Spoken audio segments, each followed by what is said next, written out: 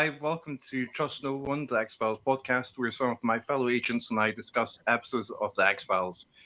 Today we'll be discussing the 10th episode of the X-Files, which is called Fallen Angel and first aired on the 19th of November 1993. There seems to be a very odd invisible presence in this episode. What do you think it might be? Do you think it's alien or perhaps government made? Oh, we're jumping right in. Go ahead, somebody. I thought you were going then, John. I know. I realized we're jumping straight in, but we weren't. I just assumed it was an alien. Yeah, I think that I think that that's what it implies, is that it's an alien, and that Mulder gets a bit of evidence this episode. Mm-hmm. Definitely. Never Scully though. She always is out of the room whenever there's stuff flying through the air. Where's Scully? Where is she? I know. Oh, she gets to stay a skeptic. It's so frustrating. It is frustrating. Because it's like, come on, open your eyes, woman.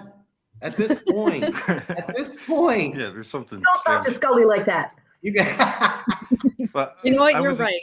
Thank you. I'm sure if it might be alien or government made. Watching the episode, I don't think the episode itself really makes it clear, because it could potentially be either. Although I noticed like there's a line which Deep Throat says where he's talking about like there's a net. Apparently, there's like breached and reaches into space and stuff like that. And I thought, oh, that's interesting. Sort of to me suggests it might be extraterrestrial was evidence for it. And then I found out there's a quote in the book. Where Howard Gordon, who co-wrote the episodes, referred to it as an alien, but also described it in the production notes.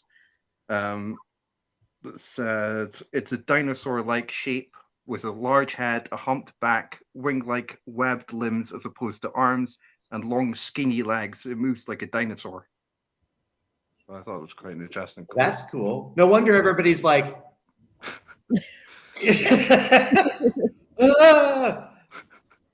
I think given the fact it can cause so much damage, and these radiation blasts or whatever it's emitting, it's that for me it's the pilot of the aircraft and it's extraterrestrial. And surely with the second aircraft appearing, like for the rescue mission, that's all about coming and taking it home, isn't it? Well, I also thought like the phenomenon that's associated with it, basically. You've already seen it, like previous examples of, like there's talk of like an implant in Max Fennig, for example, where I thought, oh, that's similar to what they find in Billy Miles in the pilot, and then also like where you were talking about like the evidence of burning, which I thought is similar to, well, you see like at the start of the episode Deep Throat, the pilot seems to have burn marks, and certainly on the top of the RV in Conduit, there's traces of burning there. So yeah, I thought it all fits the pattern of it being alien. Yeah, and I think if it were to have been something government created, it kind of opens a different can of worms in that it's becoming destructive against its own. Mm-hmm. And to me, the way that it attacked or didn't attack in some situations, it seemed kind of arbitrary. So I think for me, I would probably lean more towards alien. If it was government created, then they've got a whole other set of problems on their hand because that did not go as planned. Yeah, although I thought as well, it's quite interesting that they refer to it like as if they've had like previous encounters or at least an encounter with it. I thought it was quite an interesting aspect to the episode. Well, and Mulder said to, I guess, the general, you're treating it like an animal, you're cornering it, so it's going to behave like an animal. And I felt that it behaved in a very animalistic way. Like it hunted, it avoided all things that animals do. I hadn't thought about the whole crashing and another ship coming, and that's why that other ship is there. I hadn't even thought about that because I was kind of hung up on why is there another ship back in this area now? It didn't even occur to me for whatever reason that, oh, well, that makes sense that, if it had crashed, then another ship is coming. And then I'm assuming that with Max, which I'm sure we'll get into him, he probably has some sort of homing beacon inside of him, which is why they plopped him out of the area. I'm guessing. I'm not sure, but yeah, I mean, it seemed to me that the kind of pilot animal being whatever it is almost then goes into Max, and then he's sort of being controlled by it, isn't he, and being taken, and it's almost like it's defending itself using Max as a kind of like, I've now got this human that can walk around, and I can then get myself to a place and then, you know, be picked up and kind of take Max with me type thing. Oh, that's cool. I hadn't even thought about that. Okay. There's that And bit that- where it's from the kind of creature's point of view, and it's inside his trailer, and it like goes up to the bed, and then it's like real super close up. Oh, that's right. Yeah. That's going into him, and then it's going. Oh, that's great. Okay, I hadn't even thought that. Yeah, that makes so much sense. That's think there's a- interesting. There's a How close few- that is few to occasions space, that and the happens. creature of space doing the same thing. What was that? It's, I guess, kind of uncanny timing that, you know, you have that creature that is overtaking Max, where just in a previous episode you had that face taking the form of Colonel Belt.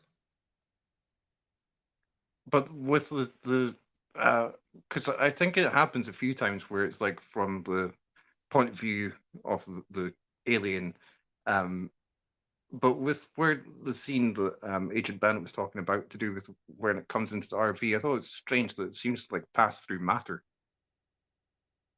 You're right. Yeah, you're right. Yeah. It Ooh, that feels is- almost like an energetic state, doesn't it? Because I guess like when we conceive of aliens, we assume that there'll be sort of some sort of flesh and blood and skin, but why would they be?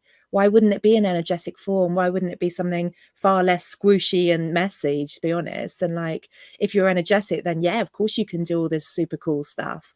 And it's almost like sometimes squishy bodies are useful, which is why it kind of uses Max. But most of the time it's like, yeah, I'm just going to go and blast people if they come too close. It seemed to be acting in self-defense the whole time rather than actively going and seeking out people to harm. So it seems scared to me. Yeah. Yeah, And then- I think that's good. And, you know, maybe it's something that can change from matter to energy at will, you know, like some creatures can change, you know, color or you know, to camouflage, but maybe this has that ability to just change into energy if it needs to get somewhere, or if it's, you know, especially if it's being chased, that makes sense that it's then able to go through solid objects if it has to. That's interesting. Yeah, I like that. And then regarding Max, do you think like his epilepsy is like naturally occurring, or do you think it's like a result of like his exposure to the alien? Well, I think it's probably a result of whatever's in his brain, but that's just, you know, my thought. You know, I don't know if it matters one way or another, but I assumed that, you know, maybe he's been misdiagnosed all these years with epilepsy when actually it's the result of whatever has been implanted in him. I thought it was quite an effective scene where he's like having an epileptic fit.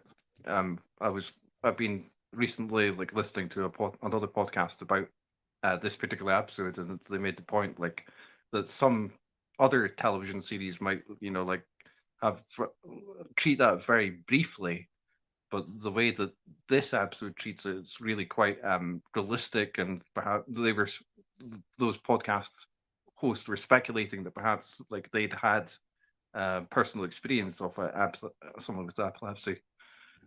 Well, certainly the acting was just exemplary, and the actor who played Max Fennig was so excellent, and so his epileptic fit was very believable, and just his general frenetic energy and his kind of oddball behavior, it was so genuine. I've rarely seen acting that good.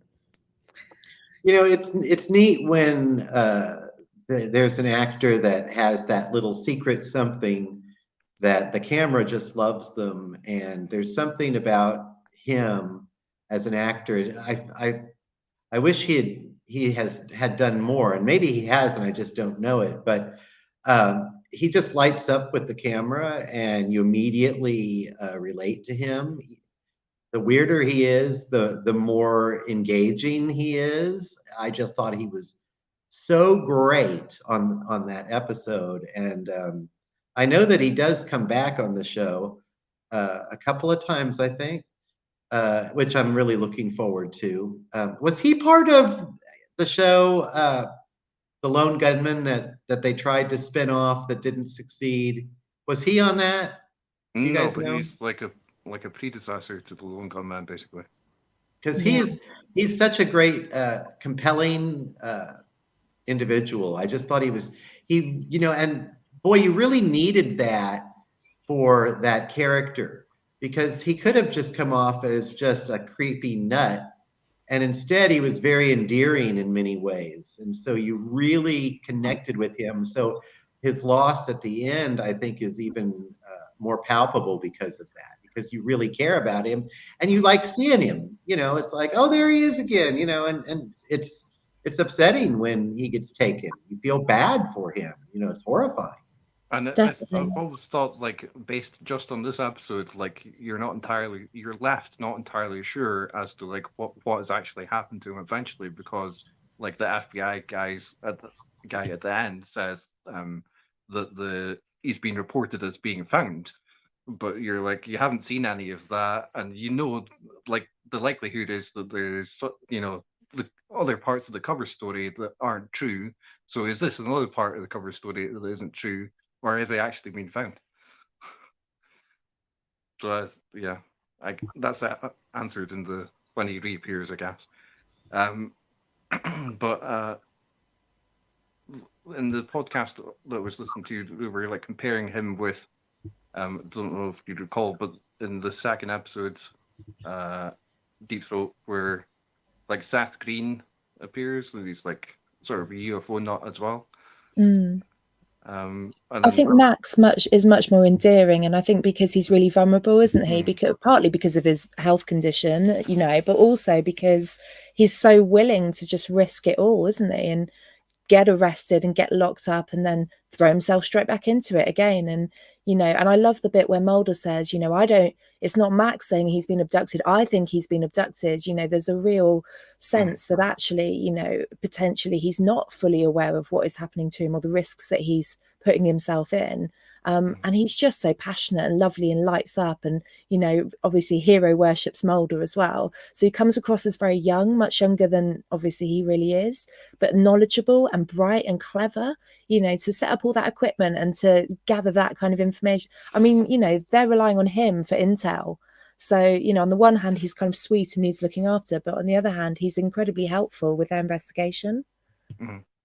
Yeah, I think I'm sorry, go ahead. Okay.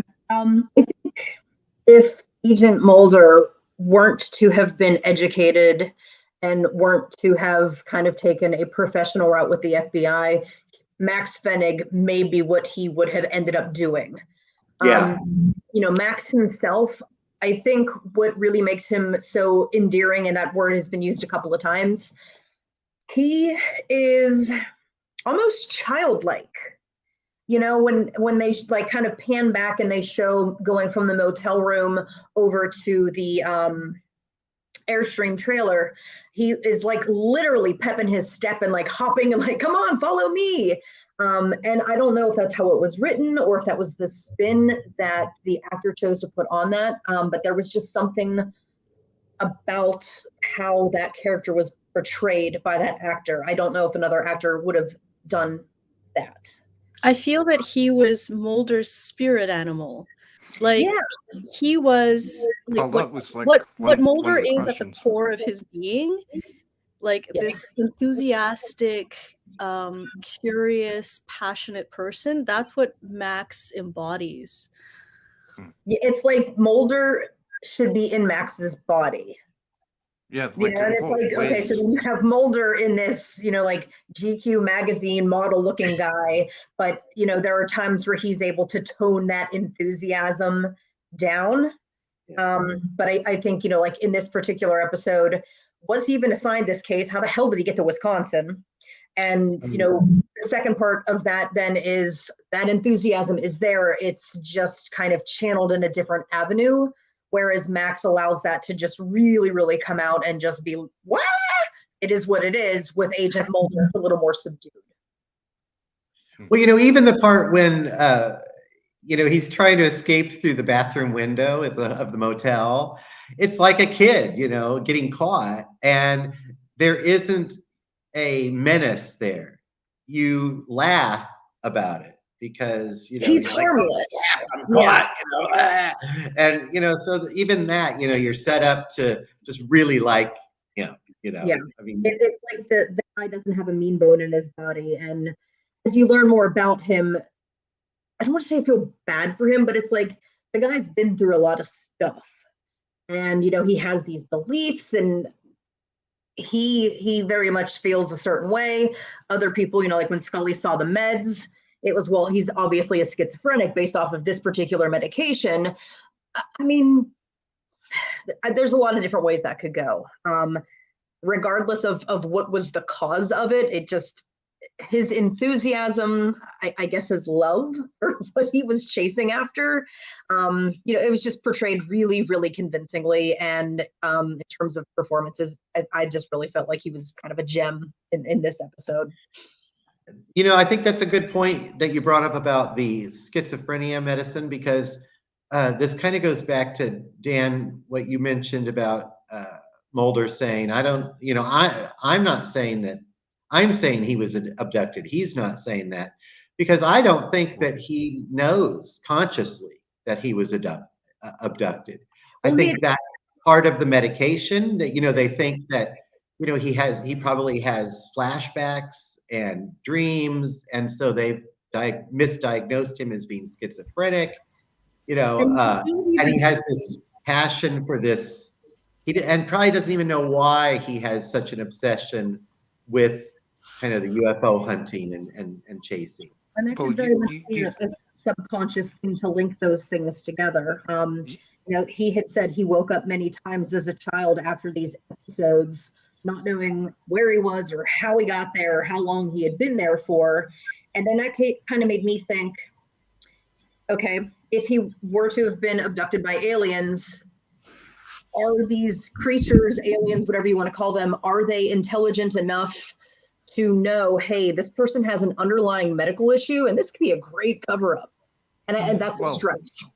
I think it's the opposite. I think it's that they take him and wipe his memory, and so he's misdiagnosed with all of these mental issues that he probably is more like a like a PTSD.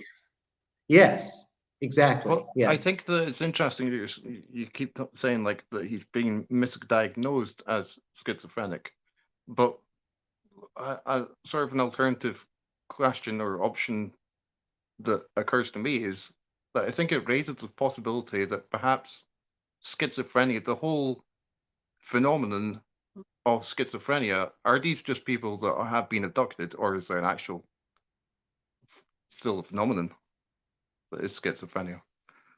I think that's an interesting question the episode poses or suggests. I agree. And I think, you know, looking back at things from the perspective of mental health today in 2022 versus where we were 2.5 decades ago, you know, that's a lot to think about, you know, because we didn't know a lot of the stuff we know today. And we certainly don't handle the things today like we used to, which is a positive thing. I think it's a beautiful story about how someone with mental health issues is very vulnerable.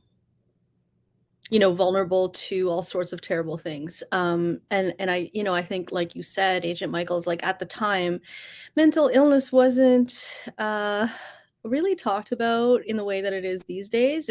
People weren't as open about it. So I think that episode is really, it tells a really beautiful story, and it makes us very empathetic to someone who is clearly suffering, both physical and mental ailments. Yeah, I definitely agree. And I also want to point out, because we've had this discussion before about things that have not aged well, the way they have gone and told his story, alluding to mental health issues. One of the situations that I believe has actually aged well. I'm sure, 25 years ago, we couldn't look at these things and say, oh, we're going to have all of these things that we're going to think about. And it's like, oh, that's something you can't talk about anymore. Oh, wow, we did a horrible job presenting that. Maybe it was just because it was a big part, but it wasn't something that was, I thought, reiterated over and over again. But I felt like they handled it with grace. Well, and it's also a story of him being a survivor and the strength that he has to still move forward in his life with these with issues, and still has his own life. He lives on his own. He does his own thing. Yeah, it's quirky and it's mad in a lot of ways, but it's also triumphant that it's nothing's going to keep him down. He's going to continue with his passions regardless. Absolutely. And also as a story, sorry, go ahead. No, go on, Lisa. Oh, thanks. Sorry, the coffee's kicking in. Also as a story element, I think that this is interesting because it keeps us guessing for much of the episode. How much of this is real? How much of this is fantasy or delusion? And so it felt really satisfying to hear Mulder actually say, well, it's not Max claiming that he's an abductee. It's me. I'm saying it. And that kind of gives, I don't know, some respect to Max, some credibility to him. But it's a beautiful story element because it makes things uncertain for us until we see evidence near the end that actually more of it is real than Scully will ever admit to. Well, I think that's important too, is we get a cool payoff at the end. We get a payoff. We get confirmation that there is something out there. I think that's really important, that there's a really good payoff at the end of the episode. Me too. And I think it's really important that Max is proven right, that all of his investigations have led, he doesn't realize that he's part of the evidence now, but he is.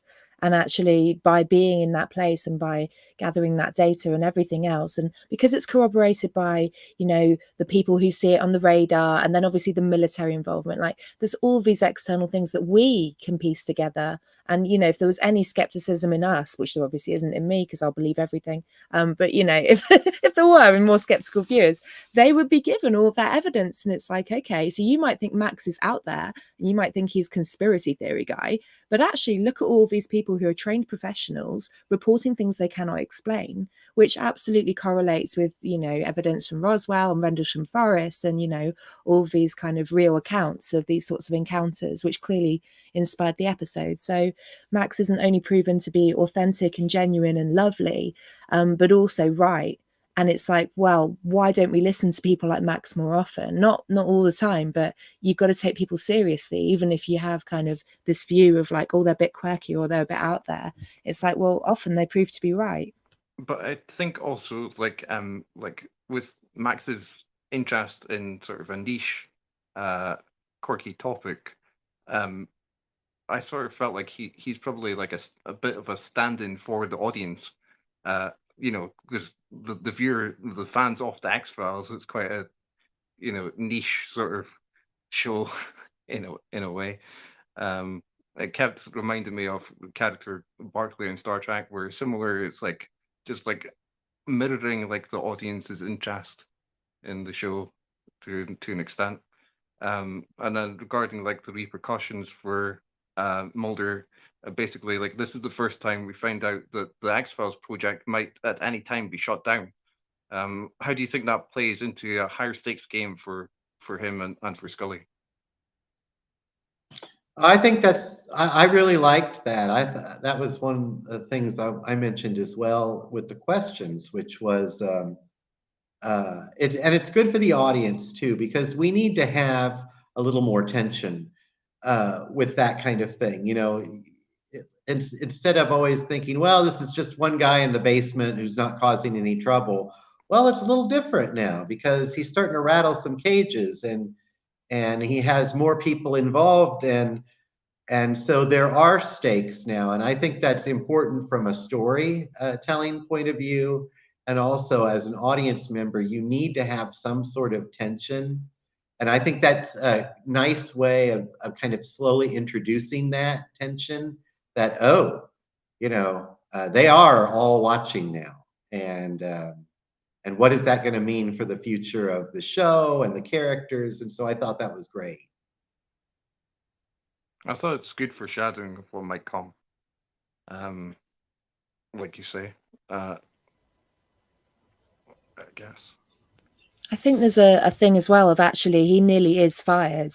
I mean, without Deep Throat being there, you could argue without Deep Throat being there, he wouldn't have then got into what he got into because he wouldn't have the intel, right?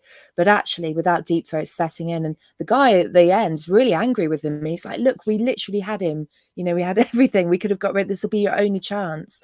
And he does that line about "keep your friends close, your enemies closer," and it's like, oh, actually, you know, do we completely trust this guy? You know, so there's that extra thing of, well, he saved him, but why is he saving him? Why is he using him? If he's using him, what's he using him for? You know, so that, and I think this is the first episode where trust no one is actually said as a line, and I think it's said about 3 times, definitely, that I can recall.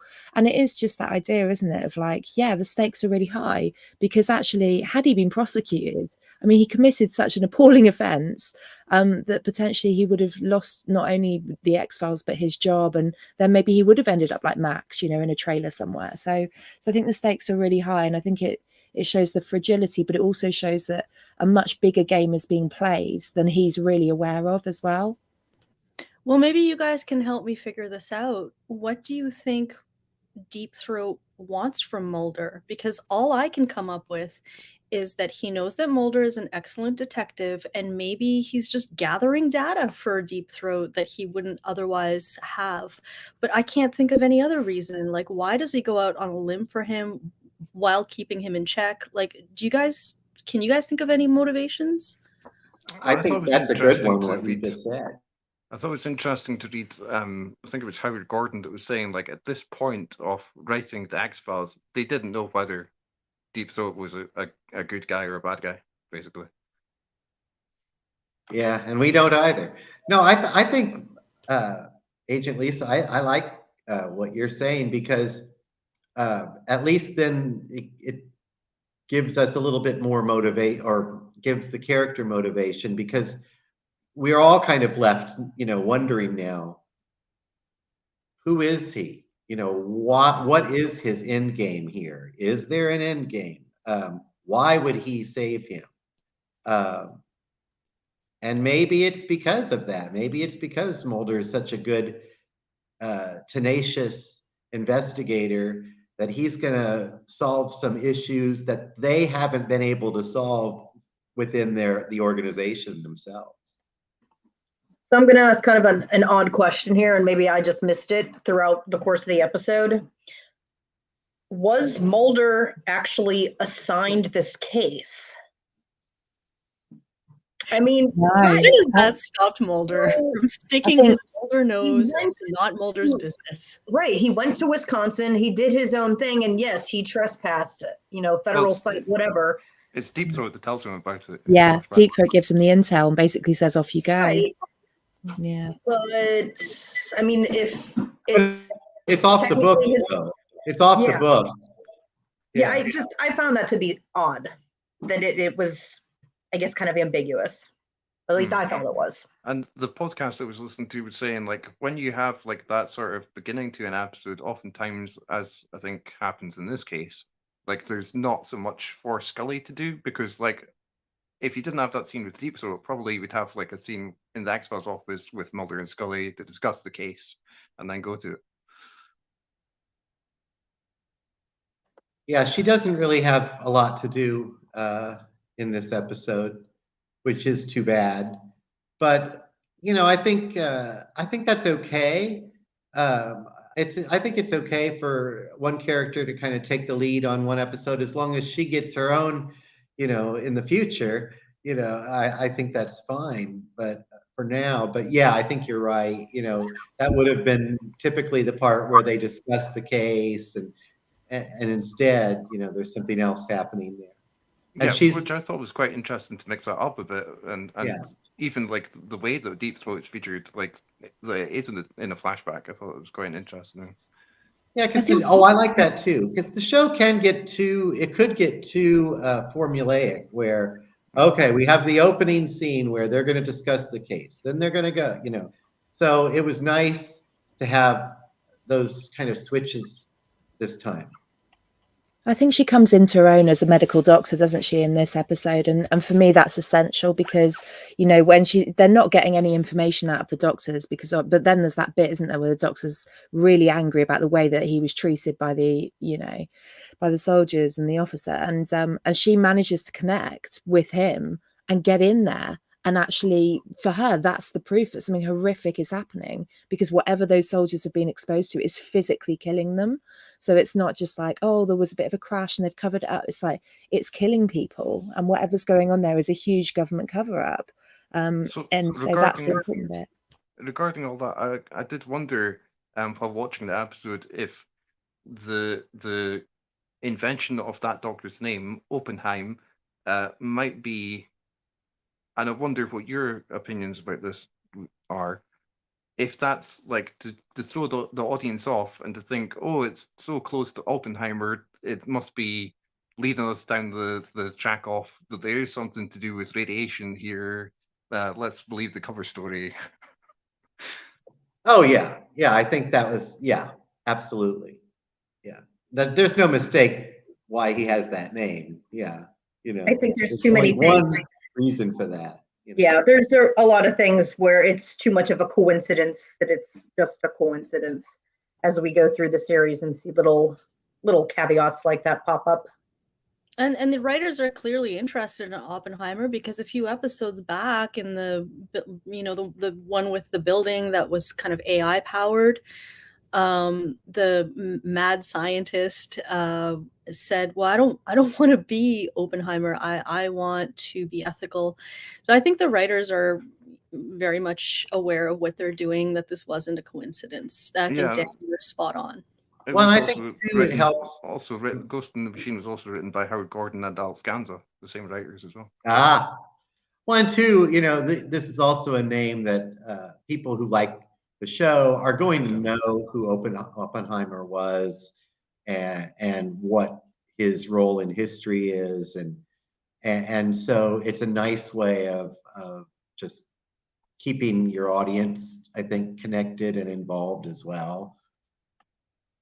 Yeah. So regarding the cover up, basically, what do you think's going on with the white process?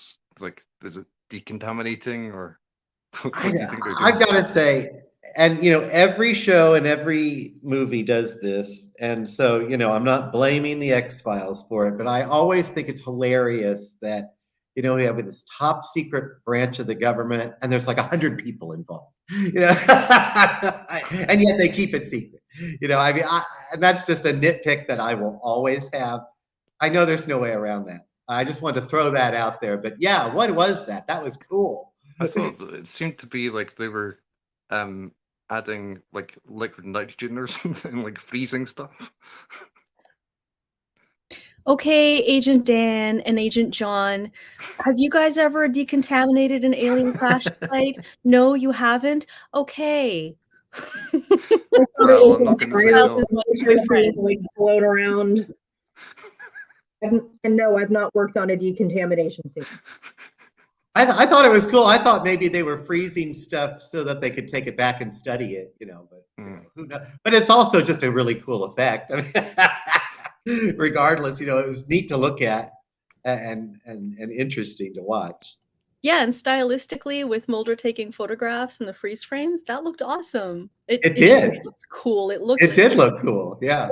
It's a you know, X-Files is a stylish show. It looks excellent. It's beautifully directed, beautifully video edited. Like I just love looking at it. So regarding that, like I wondered how effective, if you pardon the pun, the visual effects in this episode are. Oh, I thought they're great. Oh no, really? You think they stink? Yeah, I think they really- stink, man. I Do you really don't really? like the flashes. You know, the flashes where like the aliens attacking or whatever. You just see.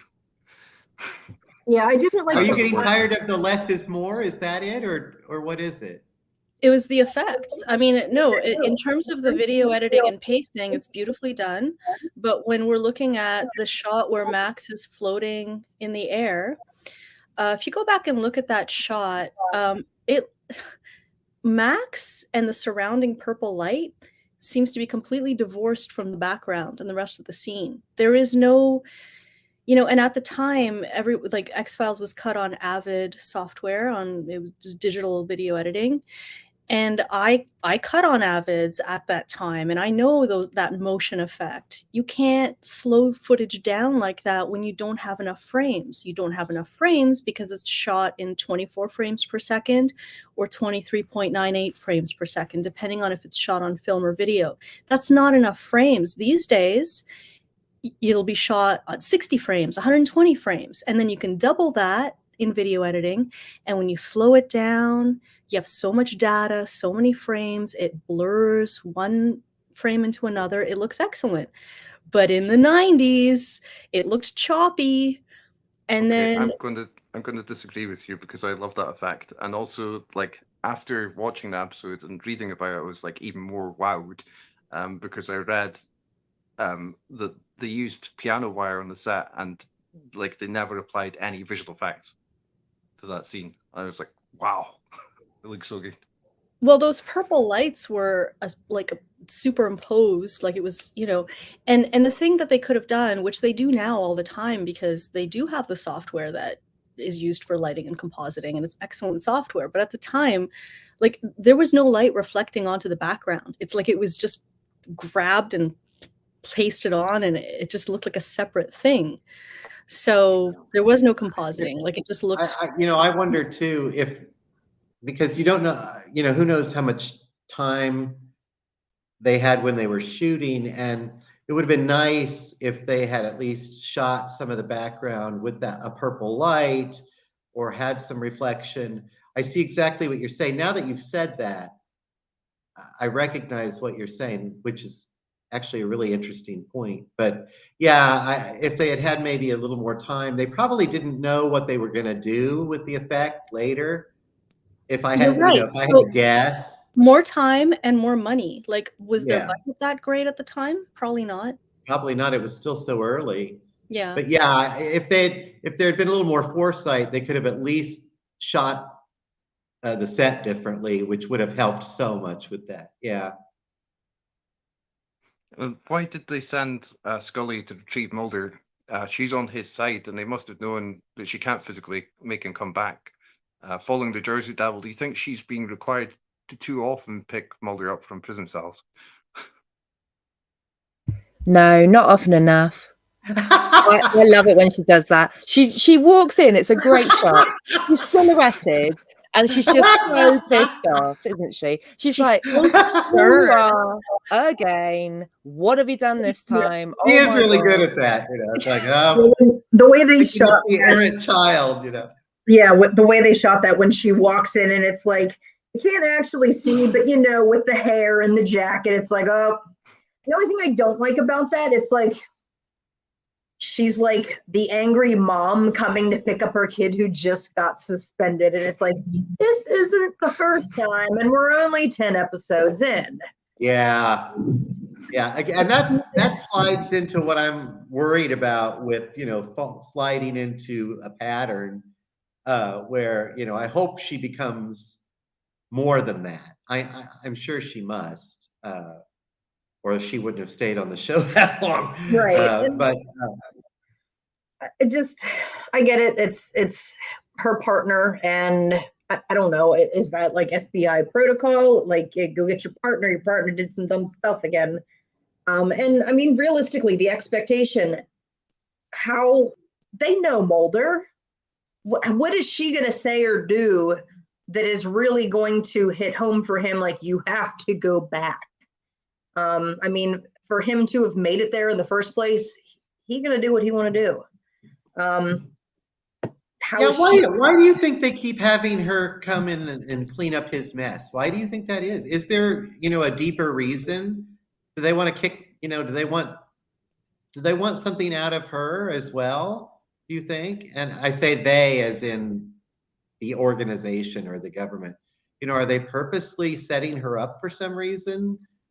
I mean, you guys know more than I do, obviously, because you know what happens later in the show, or is that just because it's the early days and they're still kind of figuring out what her role is going to be?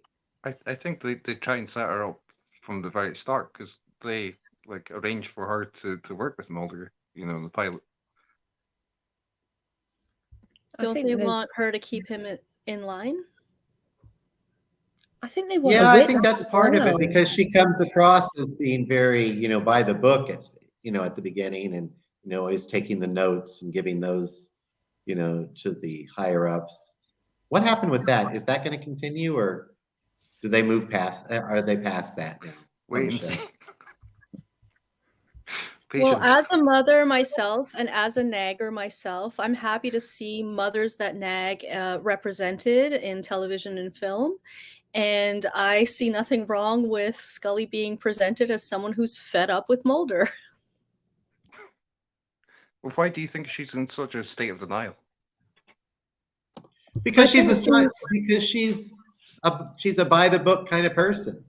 I think she's also really worried about him. I think she really thinks, A, that he's losing it slightly, which he is, and B, that he's going to get shut down. Like, she keeps saying, if we don't get on this plane, this is the end. Do you understand? And she has to break it down for him, because he's so passionate and he's so into it. And he's like, it's worth sacrificing everything.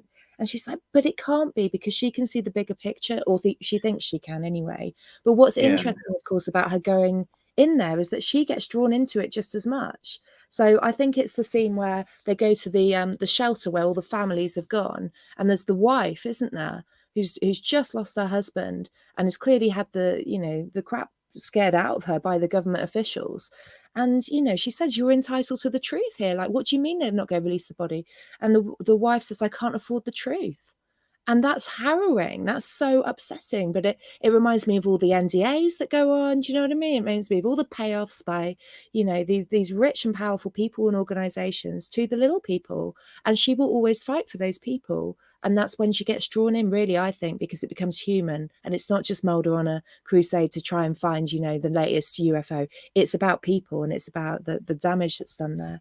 And then when she's obviously in the hospital, that kind of builds on that. So I was going to say that was a big part of that too, is because she spends, the entire night treating these people who are really horribly burned and damaged. And she sees now that there's a real human cost to all of this. And yeah.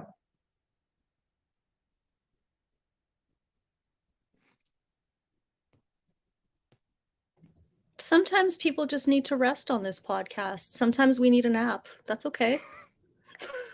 It's okay to nap. We all needed a moment there to take that in. We were just reflecting on, the insanity of the world, and, forces bigger than us. Regarding like geography and stuff like that, do you think the setting of this episode is convincing as Wisconsin? I don't know that we really see enough of it to say. I mean, it's wooded. It's always wooded on these episodes because they're in Canada. I mean, I don't know.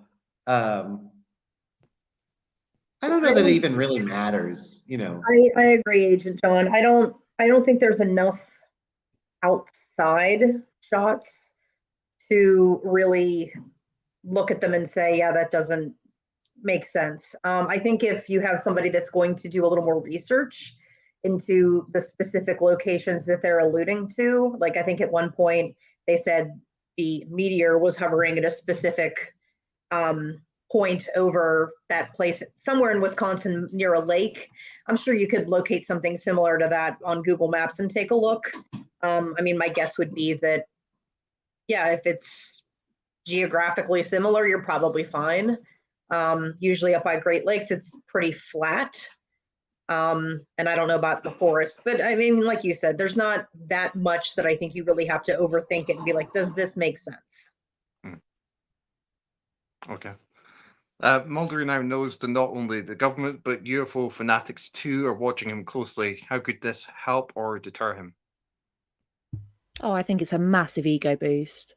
I think he's sort of realized that, oh, people care, other people care. And I love the bit, one of my favorite scenes in this is when Mulder gets to say it to the board. So he stands up and does that fantastic speech, which is so tight in terms of the writing. It's beautiful. And he is empowered and he is reinvigorated, and he doesn't care what they do to him because he knows that it's more than just him. And like, there's that really lovely thing. It's about, there's more people that know about this now. There's too many of us. We're bigger than you. And that is about the people versus, you know, the government, isn't it? You know, actually people have power. They have a huge amount of power, and the government can only hold on to that control of information for so long, which has definitely played out this century, hasn't it? You know, all sorts of releases of information.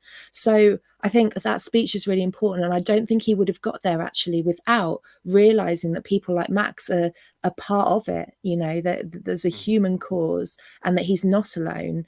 And yeah, you know, knowing that people read your articles or knowing that people follow you, it's kind of cute and it's kind of flattering. But it's also like, do you know what? Everybody's in this with me and I'm not alone. And I think he describes Max as an intrepid soul looking for a close encounter, which is a lovely romanticized vision of himself, isn't it? So yeah, I think it's really important.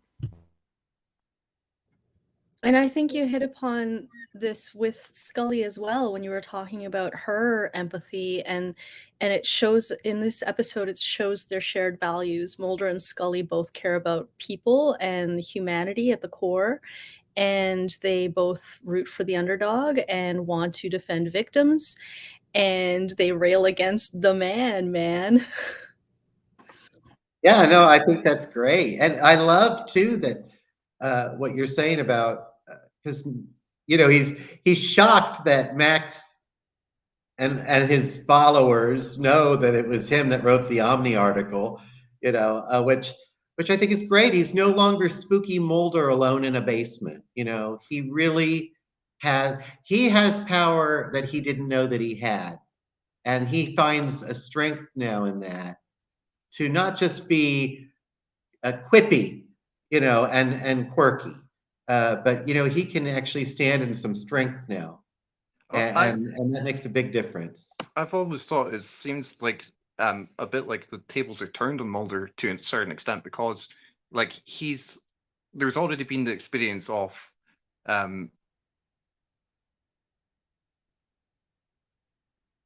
him saying that he's known about Scully's I can't remember. No, the university thesis in the pilot, and she's like, "Oh, I didn't realize that you would, know about that." And then the opposite here is happening to him, where he's finding out someone's like, "I know your work," and he's like, "I didn't know that people would be taking an interest in it like Scully does in the pilot." Yeah, I don't know if that's going to necessarily deter him or help. I think, if anything, having some attention brought to the fact that, he's published and that people have read his material, I think for him it just validates and gives him a very concrete reason to keep moving forward, especially knowing there are others.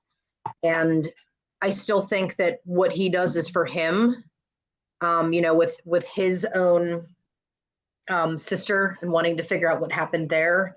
But I do think it gives him the validation to say, all right, this is justified and I'm going to keep going. I think it has potential to do both. I think it might potentially open the door of the other people might find it easier to be harassing to him and stuff like that, unfortunately.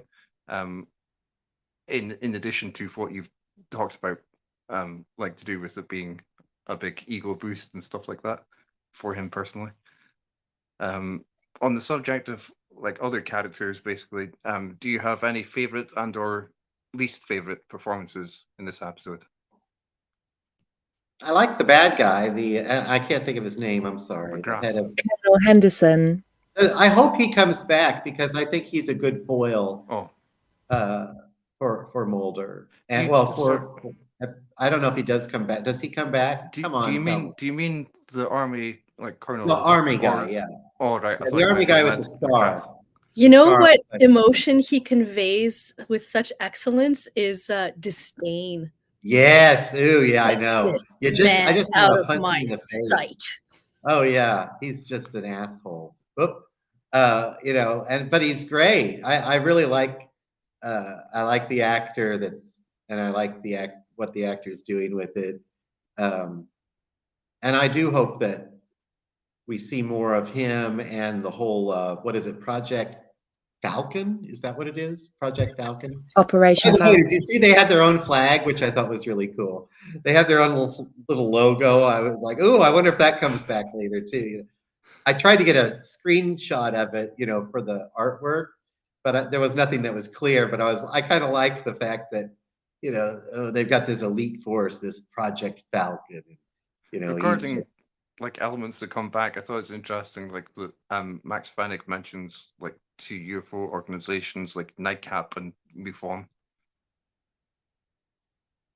Are those things that are going to come back on the show, and we're going to learn more about those organizations?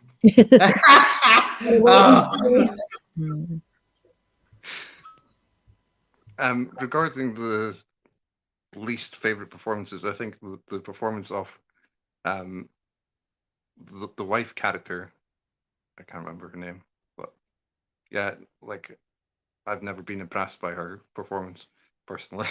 But nor actually the doctor Oppenheim. I would think being a doctor in an emergency room, you would have to assert yourself more frequently, and you'd have to call the shots. And I'm sorry? I think it's perhaps quite a difficult scene to act, being so under stress like that. It could be. I don't know. I would think you would need to be strong to run an ER, and you would have to be more commandeering. And I'm sure it's scary and intimidating to have military personnel come in. But I mean, if they have zero jurisdiction, you are perfectly within your right to tell them to go pound salt, get out of my ER. If you don't stop what you're doing, they don't get treatment. And I just felt like he was bleh. Yeah, the only thing I wondered about that, because yeah, I noticed that too. But it does give then Scully the reason, I guess, in the episode to kind of take over and help. But yeah, I thought, you know, that was kind of he was kind of blah. But you know, he's in it so little that, you know. Why did you guys think he was blah? Because I really liked him. I loved his character of, he seemed a tiny bit neurotic. He did have a spine. He did tell off the general, and he did insist on respecting Scully's skill set and you know, insist on her help. So I didn't think he was quite the wussy that you guys seem to think. Would you have preferred a bitch slap? Like, what was he supposed to do, this guy? I think the second scene that he was in when Mulder and Scully were there, I don't know if having people that were kind of on his side, so to speak, gave him that ability to feel more confident to speak up. But that first scene where it was Mulder and Scully and they came in and they were asking questions, he had been spooked.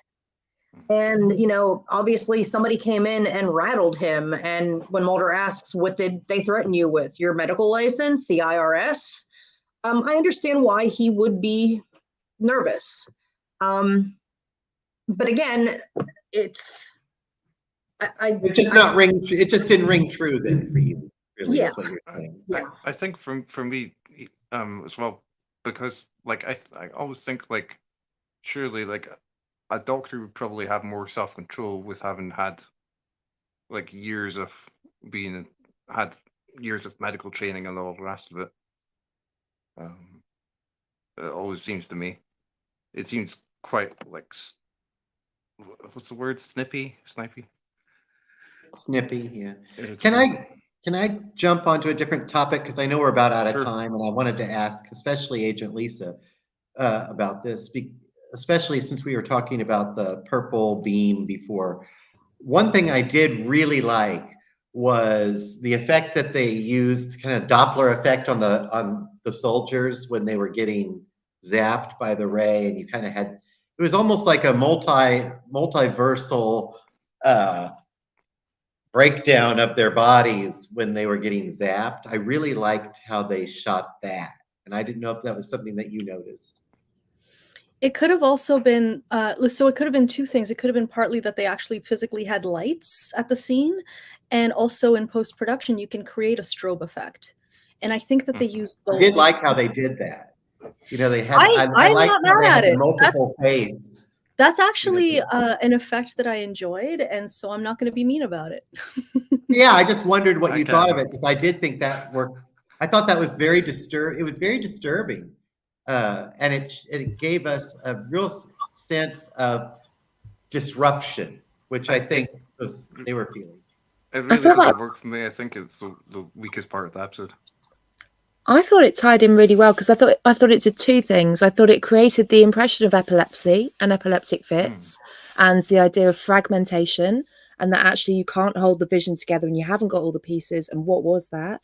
But I think also, like, it felt to me, this episode, like there wasn't a kind of gothic horror sort of thing on the go. There was the spooky kind of moody forest, and then there's this kind of like visions, but you're not getting the whole thing. Then there's this possession that takes place. Like there's a lot of gothic tropes like studied throughout, even though, you know, we certainly couldn't say it was gothic in a conventional sense. But yeah, I love the strobing, and I love the fisheye lens as well. I think I mentioned that earlier, but I think the combination of those two things made it feel so weird. And yeah, I think the pacing of the piece combined with those just makes this so slick as a piece of storytelling visually. It's beautiful.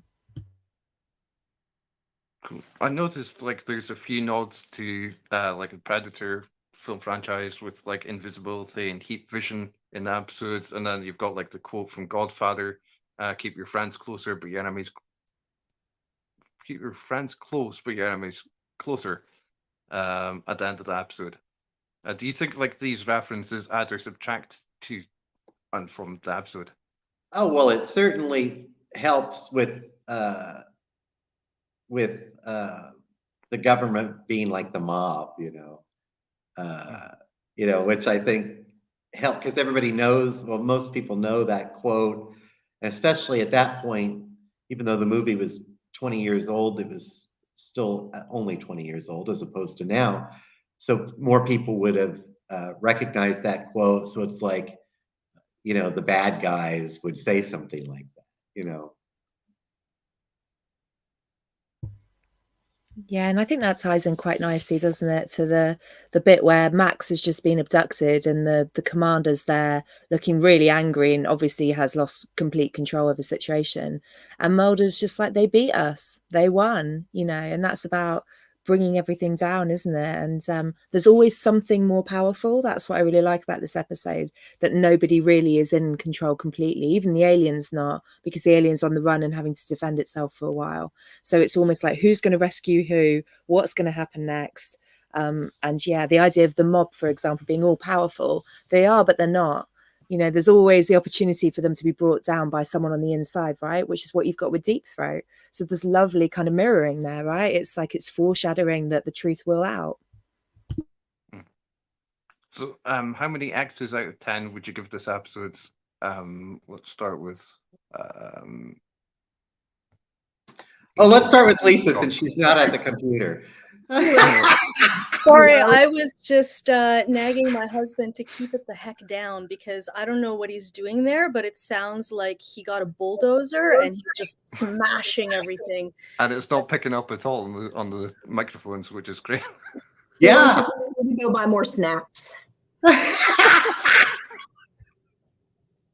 I deserved that. So what was the question? Stop it. What was the question? How many X's out of 10 would you give the episode, and perhaps like final comments about the episode? Okay, thanks for asking. Okay, because of the writing, the acting, the video editing,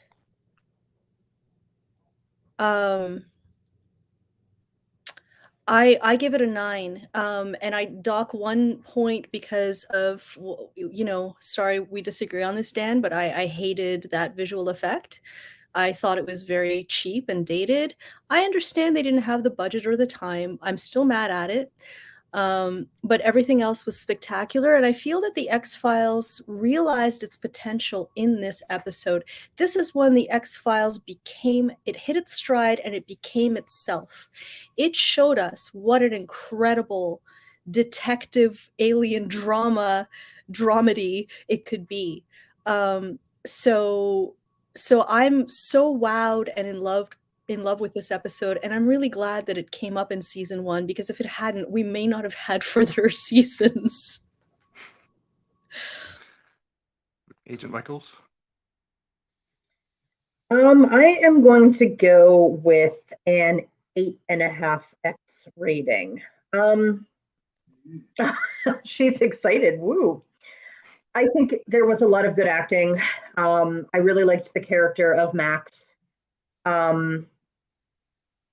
Mulder was Mulder, just proving the point that his crusade to find the truth is worth more than his career, anything else. The imagery, some of the shots were just really beautifully done, like you guys had mentioned before. And it was a good story. Taking a little bit off, I wish they could have done something a little more concrete for the alien, the being, the blur, whatever we're calling that. I know they like to leave that open-ended, so it's your imagination. That's a me thing. I just prefer something a little more concrete. And some of the effects, I don't know if it's an issue of them just being dated, but some of the effects weren't great. But overall, I felt it was really well done. Agent John? Well, I don't think I've given any episode anything higher than a 6 so far, if I'm thinking back. And I give this one an 8.5. And I know, and it's mostly because of what Agent Lisa, what you said is pretty much the same way I feel. Is this shows the potential that the show is actually can meet it. And the only reason it's not higher is because, first of all, I'm a really tough grader, but also I'm leaving room because now I can see that the show can get better and better. And so that's the only reason it's not higher, is because I'm leaving room for the episodes to come, which I know I'm going to love now. But this was a huge episode for me personally.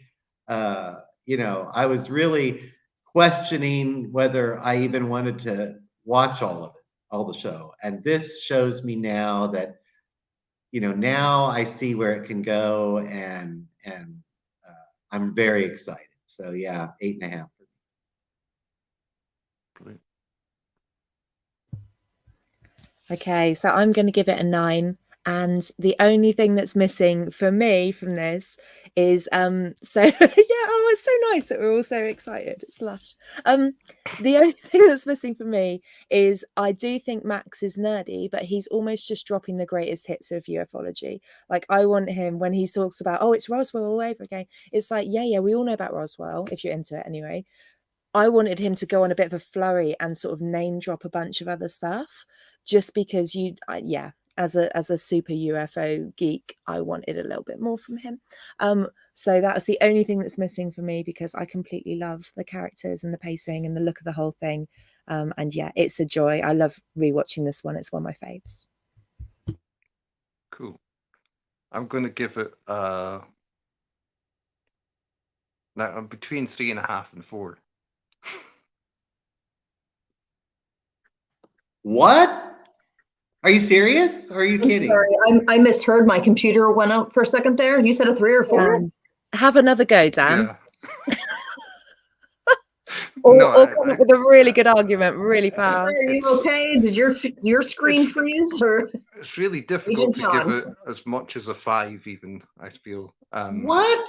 Like You gave that one horrible episode like an 8 a couple of weeks ago. What are you thinking? Look at Lisa. She can't even react. So yeah, I really I'm not a fan of like the visual effects. I had really good memories of this episode, and then watching it yesterday, like I realized it's got quite a few like holes in story logic. I didn't like the area is so wooded, so it's obviously like Vancouver. To me, it's like there's so many episodes like shot there. It's like I wish they could like vary the location, but I understand at that time and with the budget that they had, that would have been difficult. The quotes from Godfather I felt like really pulled me out of it, because I'd forgotten the references the Godfather movie, and then watching it yesterday, like the first time in a while. I was like, initially, I was like, oh, that's really cool. The references to Godfather. It's a nice meta reference. And then I realized, like, but what is logic? Because to me, at least, it doesn't seem like natural that a character like Deep Throat, unless he's like a major film buff, would actually say something like that in reality. So that to me, like, didn't feel like natural and realistic.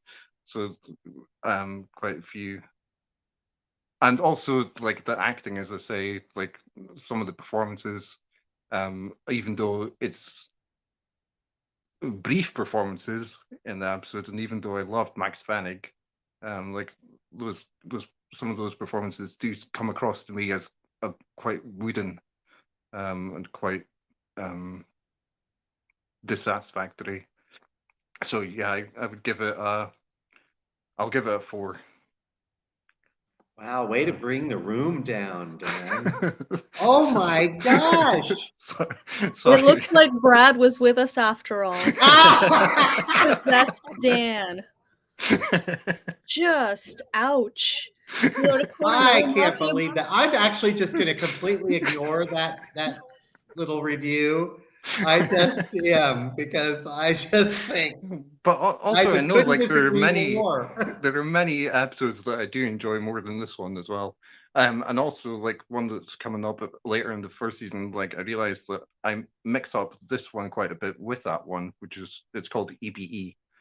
But that's for another review. But thanks to everyone. Thanks to the panelists for joining this discussion. We hope you, our viewers, have enjoyed it. Let us know in the comment section what you thought about this episode yourselves. Please remember to like and subscribe to the video, and we'll see you next time for a discussion about the X-Files episode Eve. The truth is still out there.